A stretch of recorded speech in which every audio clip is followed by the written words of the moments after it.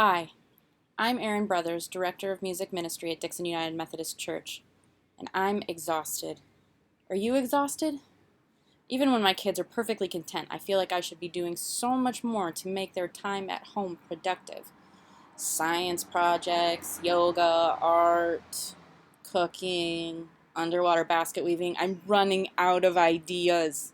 And not just for my kids, but for my work too. My husband Jeremy and I have been talking about these devotionals, joking about themes.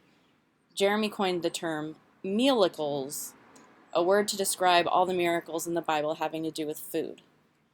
On a whim, I Googled food miracles and discovered how many of them have to do with getting help from others, something we've come to know as crowdsourcing, asking for help from a crowd to feed 5,000 people, or asking neighbors and friends for jars to fill, like this poor widow in 2 Kings chapter 4, verses 1 through 7.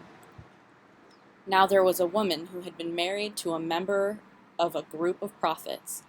She appealed to Elisha, saying, "My husband, your servant, is dead. You know how he feared the Lord, but now someone he owed money to has come to take my 2 children away as slaves." Elisha said to her, "What can I do for you? Tell me what you still have left in the house." She said, "Your servant has nothing at all in the house except a small jar of oil." He said, "Go out and borrow containers from all your neighbors. Get as many empty containers as possible. Then go in and close the door behind you and your sons. Pour oil into all those containers. Set each one aside when it's full." She left Elisha and closed the door behind her and her sons. They brought her containers as she kept on pouring. When she had filled the container, she said to her son, "Bring me another container." He said to her, "There aren't any more."